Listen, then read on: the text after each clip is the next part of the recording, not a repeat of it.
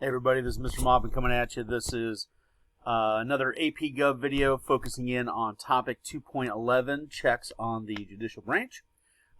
This time around we're going to be taking a look at the selection process for federal judges. And it is an interesting process and not always an easy process, and certainly has gained more media attention in recent years, especially for Supreme Court selections for sure.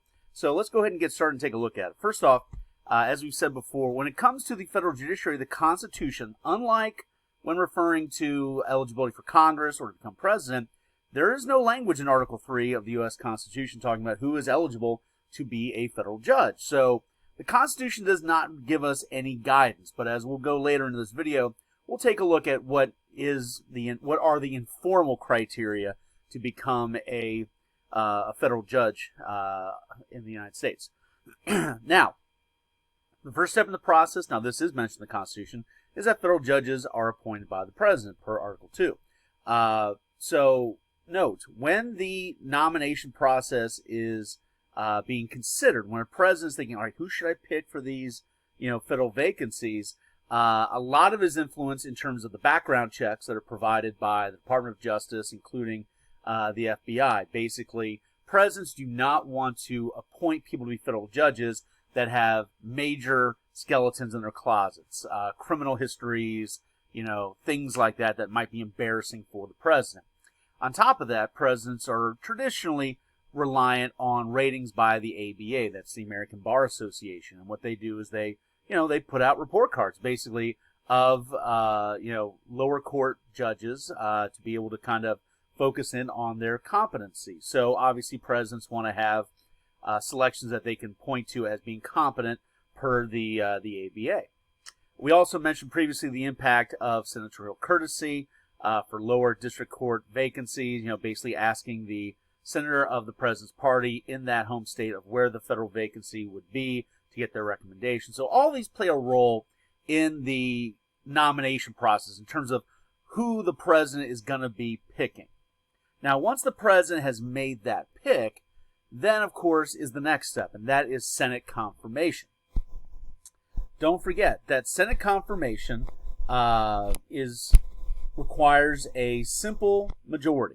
It is not like a treaty. It is not like removal from office for someone that has been impeached. All it requires is a simple majority. But sometimes, especially in recent years, that's not always easy to come by. Now, when a president makes a selection for a federal judiciary position, it then leads to hearings in the Senate Judiciary Committee. That is their job, to basically vet these judiciary appointments by the president and decide whether or not they are fit for being confirmed. Now, traditionally, this was not a very controversial process, in part because presidents traditionally did not try to factor in politics for the most part when making their selections. Generally speaking, historically, presidents would focus purely just on overall competency in terms of, rather than, clear political lean. And therefore, it allowed that process in the Senate to be less political, therefore less contentious. But over the last 50-odd years, 60-odd years, that process has become more political, and that has then created more controversy in the confirmation process and has led to more challenges in the confirmation process. One of these really important, I would say kind of watershed moments, would be when President Reagan appointed Robert Bork to fill a vacancy on the Supreme Court. You can see Judge Bork here during his Senate confirmation hearings. Now, normally in the confirmation hearings, traditionally, members of the committee want to know the kind of the general philosophy that this pick would have in terms of what the Constitution means and how do you apply federal law, and looking at previous work that they have done at a lower court perhaps and how they have applied the law, and kind of asking, why did you do it this way, and yada yada. But still, though, once again, kind of traditionally, it was not very political. It wasn't very ideological. But when Bork was picked by Reagan, Bork was a very, very well-known, outspoken, very, very solid conservative judge at a lower level. This scared many Democrats in the Senate Judiciary Committee. They believed that Reagan may have made a pick much more along ideological lines than in terms of potential competence. Not that people were doubting that Bork was intelligent enough or capable enough to be a Supreme Court justice. That really wasn't so much the question, but did Reagan pick somebody that was so far to the right that it really was not going to be representative of the nation in terms of how the Constitution should be interpreted, especially on the issue of abortion. So during the confirmation hearings, you saw Bork get grilled pretty seriously by the Democrats on the committee. And with, a lot of media concern as well added to the mix, you started to see this real growing backlash against Bork possibly getting confirmed to the Senate.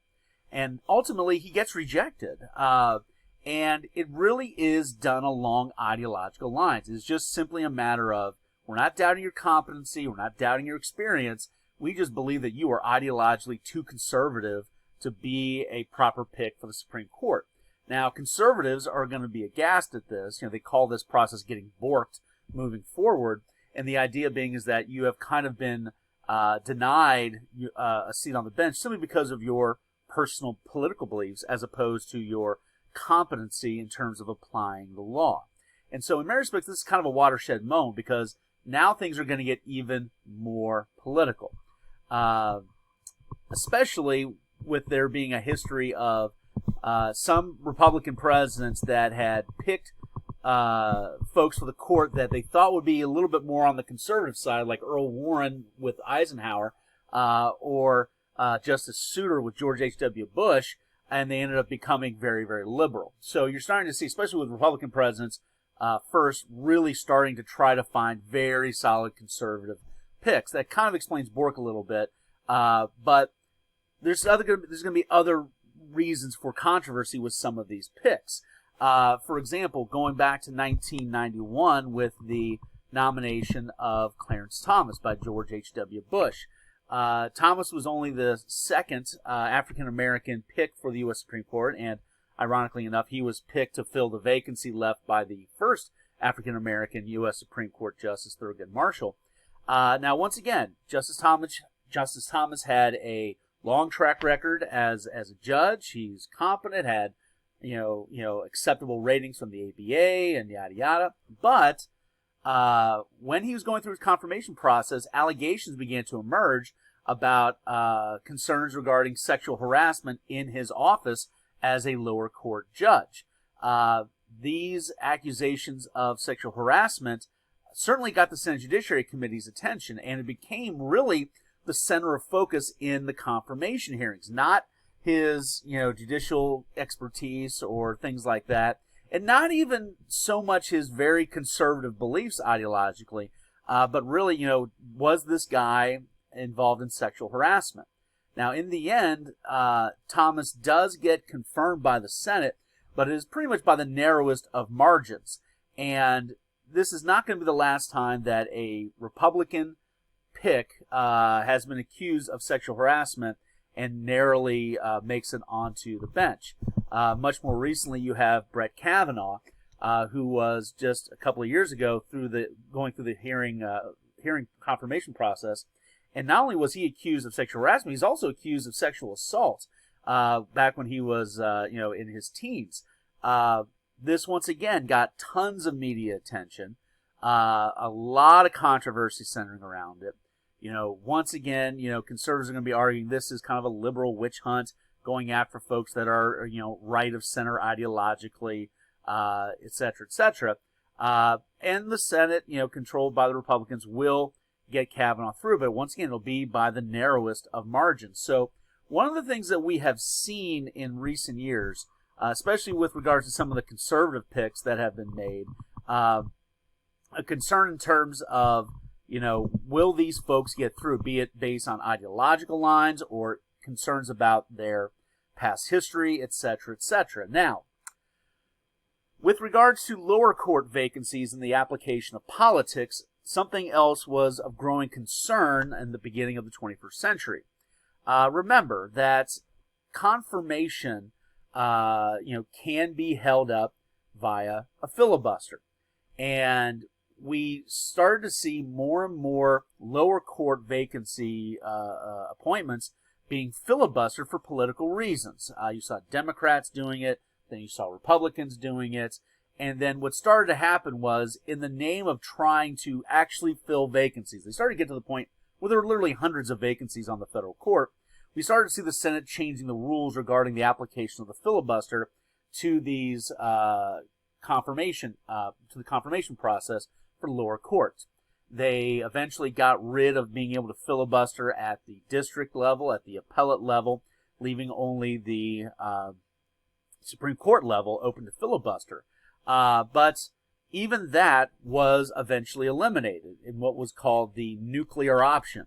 Now, today, and this goes back to, a few years ago now, and this has helped to explain some of the confirmations of Trump's appointments to the U.S. Supreme Court, that basically it is a non-filibuster issue. All you need is a simple majority all the way through. There's no way to stop it via filibuster. Now, what this has done is allow for a lot more vacancies to be filled, but some have raised concerns that you now are opening up to very, very partisan mechanisms for filling these vacancies and just looking for that slimmest of majority to get these folks through. So, there's pros and cons to that. Now, remember, of course, the media does play a major role in terms of, the vetting process. The media certainly wants to know the backgrounds of these, Supreme Court picks that have been made, and they can certainly put their thumb on the scale in terms of how they are being viewed, be it in a favorable way or a not so favorable way, for sure. And then, of course, also be mindful that, as we've said before, Supreme Court picks, and really for all the entire federal judiciary, but especially for Supreme Court picks, this is a very important way for presidents to have their legacies maintained long after they leave office, and in many respects, long after they pass away. You've got some picks now made by President Trump in the name, in the examples of like Gorsuch and Kavanaugh and Coney Barrett, where they all may be on the court 30 years from now. It's pretty amazing. You may have people that are on the court now that may still be on the court in the 2050s and still applying, in many respects, potentially the values of President Trump that far into the future. So presidents, definitely are going to be thinking about that when they make their picks. I think I'm going to leave it there for right now. We're not quite all the way through. I want to give some time to go through that selection criteria process. So we'll see you next time. Bye-bye.